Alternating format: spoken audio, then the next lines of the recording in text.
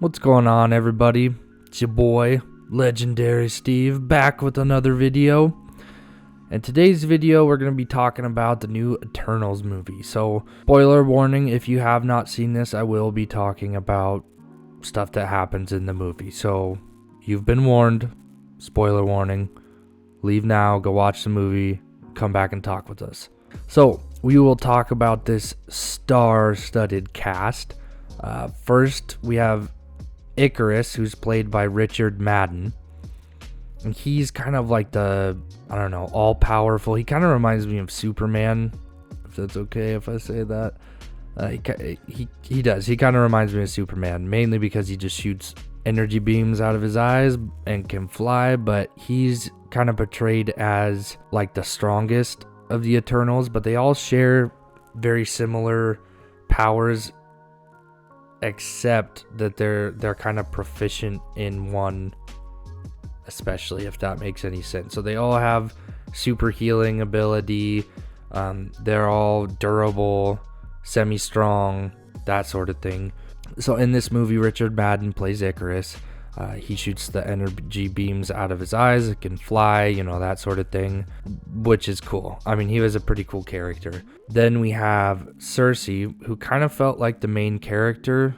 She was just kind of pinpointed as more of the main character. Sersi can manipulate matter, so she can take, the molecules of an object, reshape them into whatever she wants. So she could do like crazy stuff. It's really interesting seeing that in the movie. But Gemma Chan plays her. Then we have Kingo, who is played by Kumail Nanjiani. I hope I'm saying that right, because he is an awesome dude. Funny comedian, good actor, but he shoots pretty much projectiles out of his fingertips. So he could charge them and shoot them at will. Pretty powerful. It's pretty cool. He was pretty much like the comic relief, him and his driver, through the whole movie. They were just hilarious. So definitely one of my favorite parts, Kingo and his driver. Then we have Gilgamesh. Gilgamesh was one of my favorite characters in this movie because, I honestly loved his powers.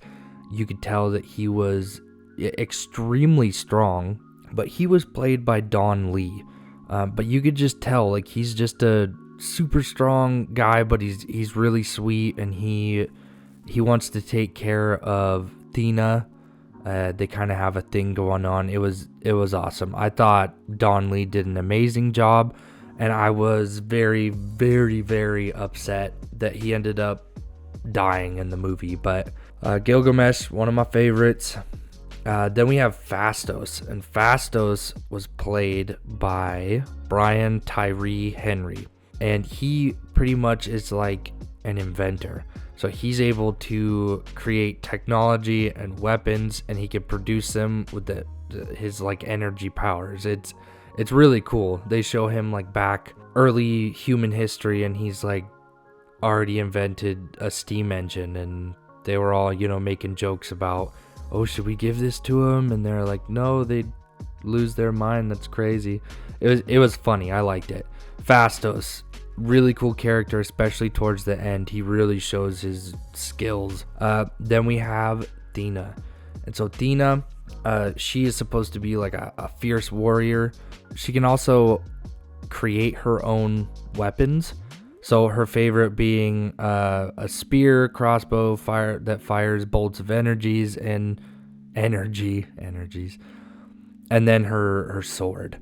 So she's pretty awesome, and I really liked the layers of her character. This whole movie kind of has it's very layered. Thena ends up getting pretty much a sickness of the mind, and being the fiercest warrior out of the entire group, but having something that's kind of holding you back like that. I thought it was a really good layer to the story. Thena's played by Angelina Jolie. And so being, someone who's kind of known for those action roles, and then I liked her character a lot. I thought it was well done. Then we have Sprite, who is played by Leah McHughes. So in the comics, Sprite was male, and in the movie they switched it to a female, of course. Makkari and Ajax also got a gender swap in the movie. She has the physical appearance of a child, even though she's, thousands of years old. And her powers are kind of average, except her matter manipulation. And it's not as good as Cersei's, but she's able to do stuff. It kind of reminded me of Loki's powers. Like, she's able to create illusions and do all this other stuff, fireworks and copies of herself. So I mean, it's definitely an interesting power. It's pretty much the same as Cersei's, but she's just a different flavor, you know what I mean? Then we have Makkari, who is played by Lauren Ridolfs, and she's pretty much just extremely fast. So she channels her cosmic energy to improve her speed. And again, this is one of those characters that got gender swap. And also, she was one of the first deaf characters. So, meaning she, can't hear. I know that they're trying to represent everybody, and I'm totally fine with that. But also, being an Eternal and being these perfect beings and all this other stuff, like why would they have an imperfection like that? I don't know, it just seemed a little weird to me. Being Eternals are supposed to be like these perfect creatures and all that, and then to make them not be able to hear kind of seems, I don't know, it doesn't stop her in the movie at all, but it just seems a little odd for them having to, they're Eternals, so they shouldn't really have anything like that. But I mean, it was an interesting layer. I didn't honestly mind it. It was interesting. She was very fast though, and again, towards the end, she really showed her power set. It was cool. I thought that it was a very interesting character, and they explained how she's able to kind of sense, or not hear, but sense things and hear things. She's able to pick up on vibrations and stuff like that. So I mean, they covered themselves with that. But again, if they're supposed to be like perfect beings, why would they be deaf? That'd be like, I don't know, it just doesn't make sense. But again, a cool layer. So then we have Druig. So Druig is kind of a telepath, so he's able to pretty much like control people, and so he can read minds, manipulate their thoughts, and other than that, he's kind of got basic Eternal powers, right? So he was played by Barry Keoghan. I hope I'm saying that right. I honestly thought that his part in the movie was pretty cool. He just kind of added, like I said, another layer, another interesting factor to the movie. And then we have Ajax. So Ajax was played by Salma Hayek, and it was another one of the gender swaps. In the comics, Ajax is a male, and in the movie, it's Salma Hayek, female. So pretty much has average powers, but can do one thing that all the others can't. She can pretty much communicate with their creator, so the Celestial. She also is known for being kind of the healer of the group. So even though that they're Eternals, they still need to be healed after being damaged really bad. But great character. I was a little shocked when she died. That was weird. But also how she died. Again, spoilers, turn back now.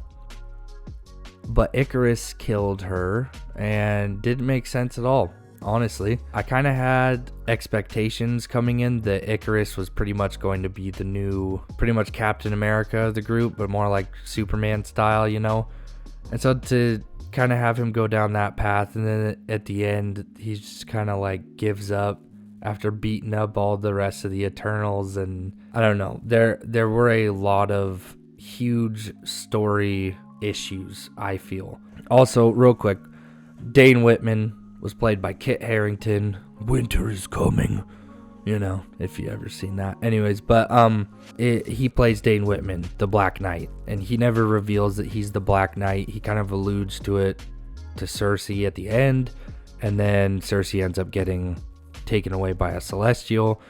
But yeah, he really didn't do much. It was cool to see him in there, but he did pretty much nothing.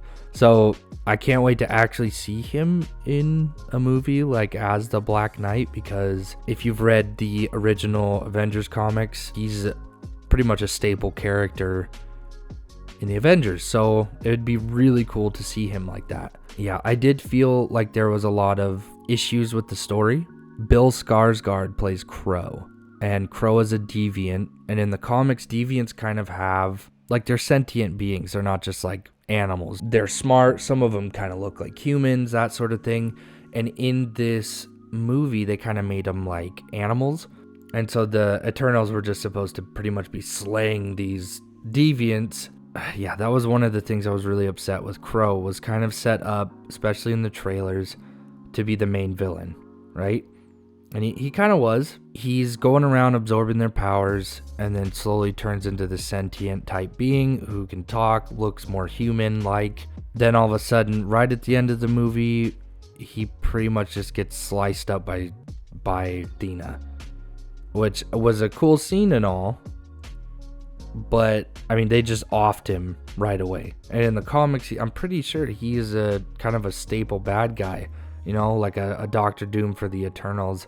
And again, I'm not as well versed in the Eternals as I'd like to be, but from what I was picking up, he was kind of an important bad guy, you know, kind of had a love thing going on with Dina, and I don't know, it was just weird. It felt incomplete. They just offed his character, died, boom, done, you know, and I didn't like it. Then Icarus is supposed to be, like I said, he is supposed to be a good guy. He is supposed to be pretty much like the Captain America of the Eternals, right? And then he goes and offs Ajax, right? And you're like, what the crap? When he was pretty much like not the understudy, but he looked up to her, right? Then he just goes and kills her. It doesn't really make that much sense. And then at the end of the movie, he's beating everybody up, trying to pretty much destroy the earth to let this celestial be born. And then at the very end, he helps, makes a sad face, and then throws himself into the sun. Like, is he dead? I don't know. Most likely. I mean, anything should die if it goes into a sun, but like, it didn't make sense. I was actually really disappointed with how they made Icarus's character, because it just felt, I mean, I felt the betrayal when it, you know, was revealed that he was the one that killed Ajax and pretty much was the reason that Crow even existed, and I felt like they did kind of a disservice to the Eternals. But I do have high hopes for this group, and like I said, they're very interesting characters. And then at the very end of the movie, Pip, he's like a troll, voiced by Patton Oswalt, comes out.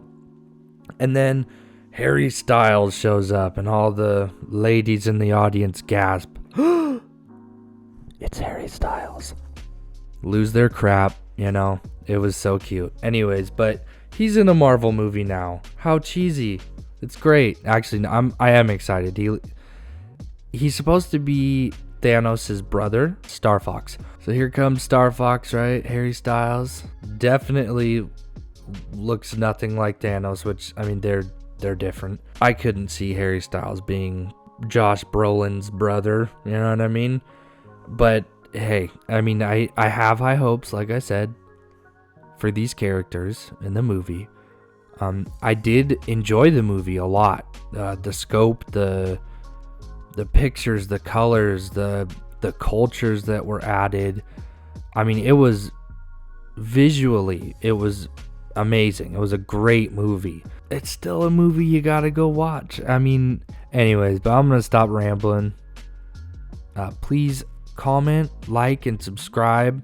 Hit the bell notification so you don't miss any of these videos. Did you like Eternals? Let us know in the comments. Do you feel the same way? Do you feel different? I mean, it was a good movie, but I definitely felt let down a bit. Remember to be legendary, my friends, and we will see you in the next video.